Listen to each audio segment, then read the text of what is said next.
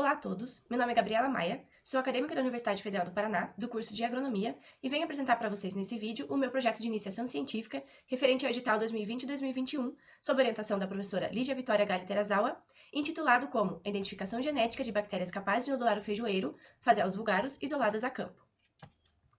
A fixação biológica de nitrogênio, FBN, pode ser considerada, juntamente com a fotossíntese, como um dos mais importantes processos vegetais.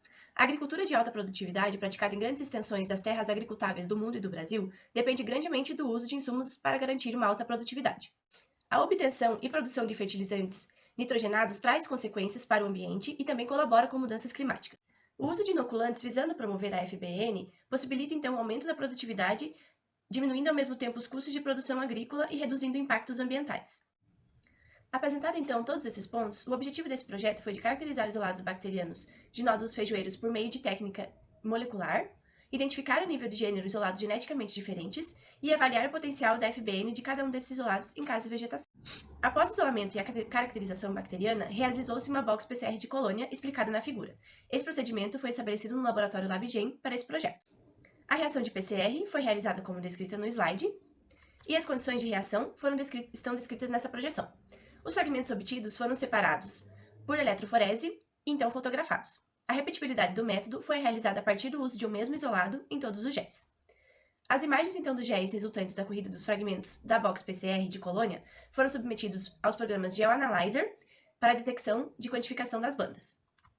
Os géis, então, de box PCR livre de extração de DNA estão aqui nessa figura, e a partir da análise do programa no GeoAnalyzer e no software R, a gente pôde perceber que a partir de 80% de similaridade, 33 grupos geneticamente diferentes foram obtidos.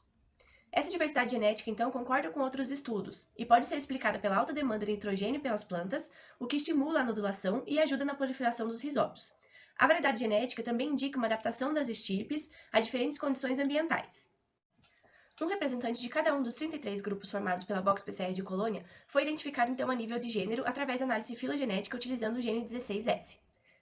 O DNA das amostras foi extraído e foi realizada uma PCR com os primers dispostos no slide. As amostras resultantes da amplificação do gene 16S foram sequenciadas pela empresa Go Genetic, do setor de Ciências Biológicas, Departamento de Bioquímica da UFPR. A partir então do sequenciamento do gene 16S e das análises realizadas, pode-se determinar que os 33 isolados obtidos pertencem a 5 diferentes gêneros, como ilustrados na tabela. A corresidência de diferentes gêneros bacterianos em um mesmo nódulo já é descrita na literatura. Além do gênero Rhizobio, já foram isolados a partir de nódulos do feijoeiro outros gêneros, como Bacillus, Paenibacillus, Bucodéria, Pseudomonas, Enterobacter e Klebsiella. Os nódulos são um nicho ecológico único e podem acomodar qualquer micro-organismo adaptado às condições de solo do local.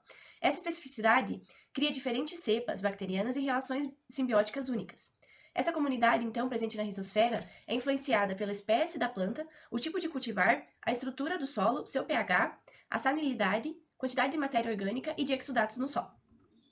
Para o teste em caso de vegetação, nós utilizamos o delineamento experimental DIC e 37 tratamentos, sendo eles um controle sem inóculo e sem aplicação de nitrogênio, um controle sem inóculo e com aplicação de nitrogênio, 2 controles com inóculos comerciais de Rhizobium freire e Rhizobium tropsi, e as plantas inoculadas com os 33 isolados bacterianos selecionados pela box PCR de colônia.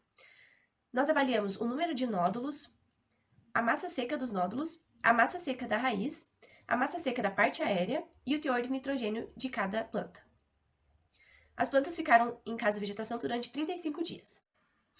Foi escolhido então como cultivar teste, cultivar IPR e sabiá. As 2 sementes foram desinfestadas superficialmente e 4 sementes foram semeadas em cada vaso de Leonard. O substrato do vaso foi composto de 1:2 de areia e vermiculita estéril.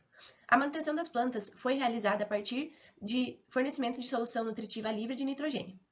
Cada isolado, previamente selecionado, foi adicionado a uma concentração de 10 a 6 células por semente. Após 5 dias de plantio, foi realizado um desbaste para a manutenção de apenas 2 plantas por vaso.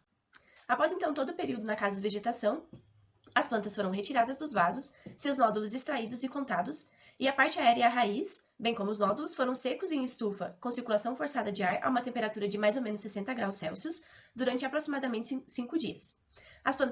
Todas as partes secas das plantas foram maceradas e pesadas. O teor de nitrogênio total das plantas foi realizado pelo laboratório Labor Solo, localizado em Londrina, no Paraná. Como considerações finais, A alta diversidade genética encontrada nas estirpes isoladas em estudo prévio no Laboratório de Genética de Micro-Organismos da Federal favorece ainda mais a possibilidade de encontrar uma estirpe adaptada e com boas condições para ser utilizadas como simbiontes e auxiliar no processo de FBN. A coleção de bactérias formada poderá ser ainda explorada, visando diferentes aplicações, como inibidora de crescimento de patógenos.